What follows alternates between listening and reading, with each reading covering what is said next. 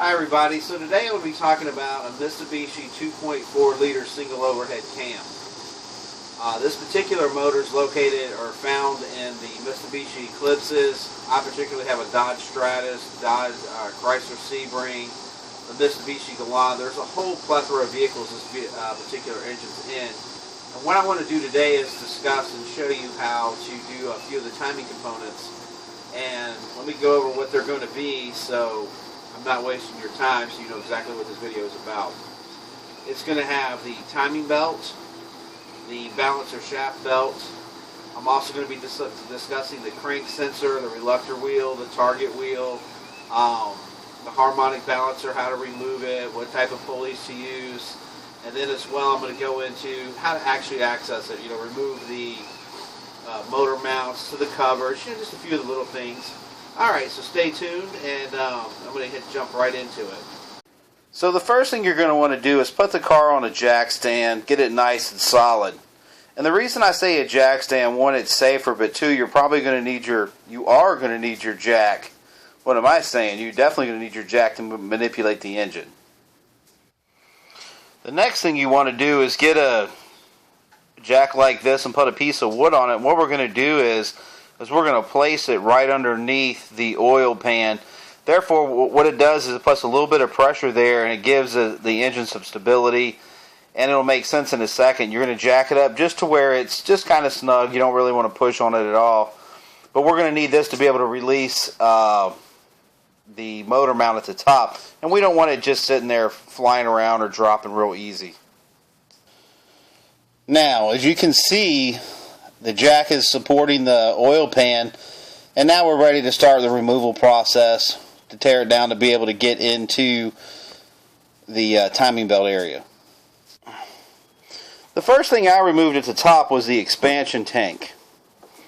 Really not a lot of effort, but if you notice there's some grooves on the side. I'm trying to get it turned around where you can see it.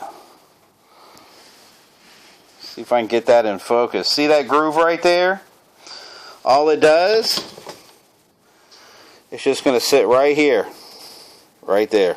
It just slides up and pops off. First thing, and then I just took it and just set it off to the side. That's all you need to really do with it. The next part of this process to gain access is to remove this motor mount right here.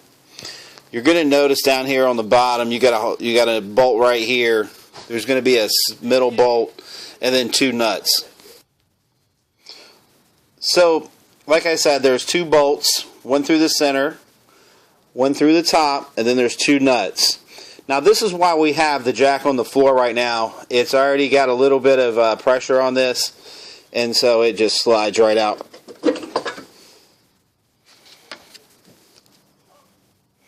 Next, you're going to see that's important is this little pulley, which is located right between the alternator. You see the, let's see if I can get a pointer on it right there. Right there. It's going to be on that. Go ahead and release the nuts on that. I think they're 10 millimeter. You want to break them free so it's easier to take off before we start taking off the drive belts. So the next thing we started doing, or I did, is I released the alternator, which is basically no big deal. It's just this little, if I can get a little light on it right here. Okay, so basically it has a little pinch bolt on the inside, and on the outside is a little 12 millimeter. Once you release this, you can start moving the 12 millimeter lefty-loosey, and it'll start bringing the alternator forward. And there's also a little bolt on the bottom of the alternator you can access from the rear or the bottom. It's very simple to take off. Just loosen that up. It makes this right here easy. And as I was doing the 12 millimeter, turning it, I kind of got my hand on it and just gave it a little pull each time I was doing it, kind of helping it up.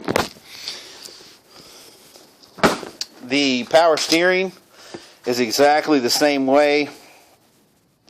It has a little pinch bolt on it as well.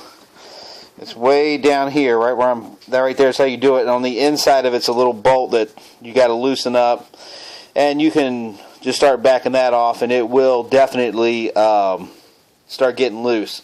Now, if you've got to take out the crank position sensor,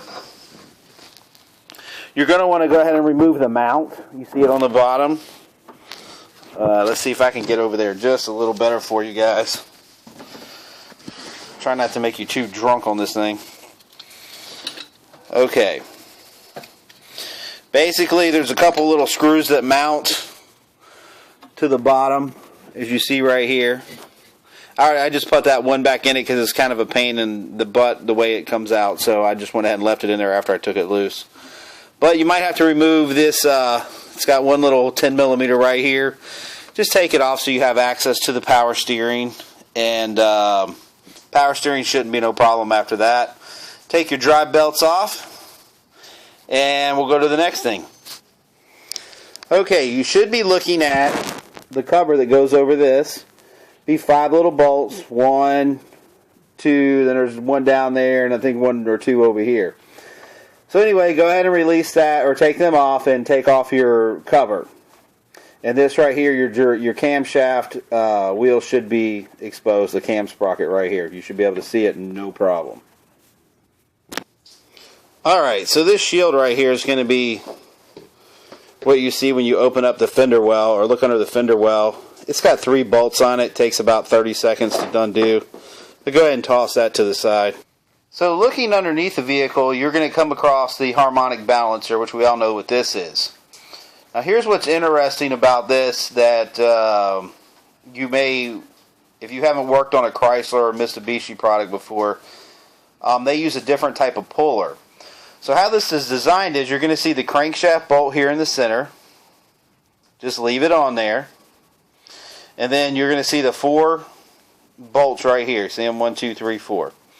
Okay, so you're going to take those bolts off, and then you're going to use a jaw type puller that pulls from the outside. Just go to AutoZone and ask for the Chrysler dampener pulley, and it'll give it to you. It's the pulley for it.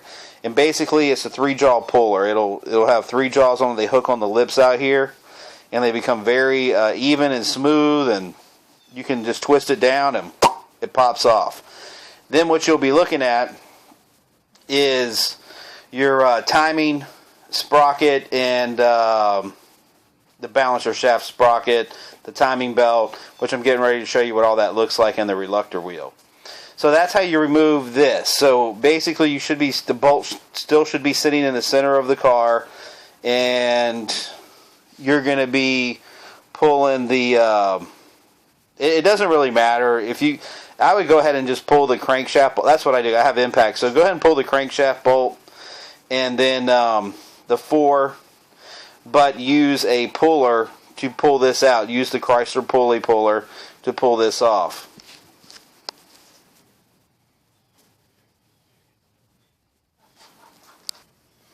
Now, what you're looking at now is the timing shaft sprocket. Then you see the reluctor wheel, which is, sorry guys, we'll try to get right in here on this. This right here is the reluctor wheel I'm pointing to. It goes all the way around.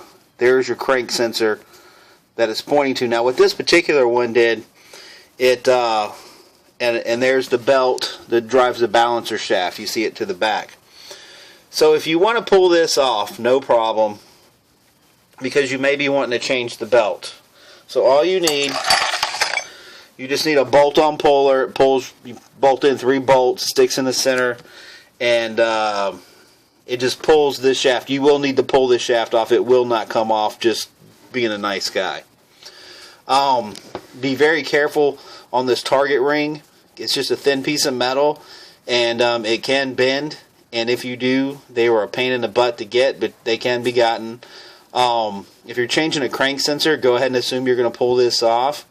As far as the balancing shaft belt or sprocket, it just slides off, no problem. Now, if you notice where the white's at on that balancer shaft sprocket in the back, you see that up there? There's a little notch. I don't know if it's pointing to it right now. See, it's timed. All you do is just put that on there. And of course you can see the sprocket right here. It's got a little, on the reluctor wheel, it's got a little cutout right there. There it is. There's your cutout. See the cutout? And then you see the little tab that does the timing. Now if you back it down, damn, that light's a little bit excessive. Anyway, you see my white mark there. And also the balancer shaft sprocket in the back has a dimple on it you match up with no problem. But to time this thing, you do all three of these right here. There's the oil pump.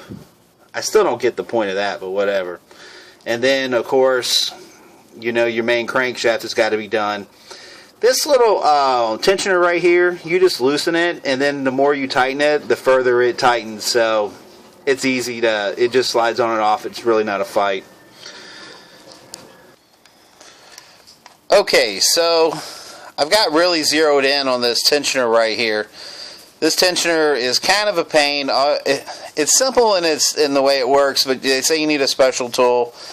It really makes it easier, but basically you can loosen that.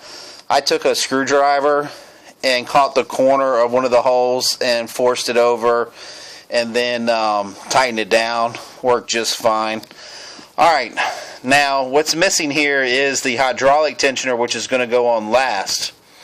And the reason I'm saving it for last, I'm going to show you how to do that one. That one's kind of a trick. Meanwhile, if you're in here, you definitely want to get some cleaner and clean all this stuff out. Over time, this stuff just gets really nasty, corroded. Definitely change out that crank sensor right there. Key point too, if you just have a crank sensor out, this is what's involved. You take that sensor out, you see right there as it makes the curve, there's a little piece of metal hiding it in. But the stupid thing is just wound up. You see the cord going all the way up to the top. You got to take the power steering off to be able to access it. So, and no matter which way this goes, if you're doing the crank sensor, just go ahead and do yourself a favor. Replace the balancing shaft and the timing belt at the same time. I mean, it's a cost of $50, dude. I mean, nobody's that cheap. Alright, moving on to the next thing. Another key thing that needs to happen when you're down here. Here is let's figure out which one's the old one. I had to knock one out to get it back out because it didn't sync good. There you go, there's the old one right there. Crank seal, crankshaft seal. Now this particular one is a pain based on it's a little harder than usual to get out. So let me tell you what I did. I took a flathead screwdriver, took the flathead blade, and you can see right where I hooked it up, and I just tapped it and kind of forced it down a little bit, which caused this end right here to pop up so I could get a hold of it. They make a seal puller. Mine couldn't catch it, so I mean, it's good luck with that one, I guess. I've heard probably the safest thing to do is exactly what I just told you. But definitely replace that crank seal as well. There's $6 at O'Reilly's. Isn't worth the headache. Okay, so here's the hydraulic tensioner. And listen, guys. Here's what happened to mine. You see it doesn't even come out. So the hydraulic tensioner failed on this. Which caused a little bit of slack in the belt. The slack in the belt then busted the end of my crankshaft sensor, which the piece of metal floating around then broke my balancing shaft belt.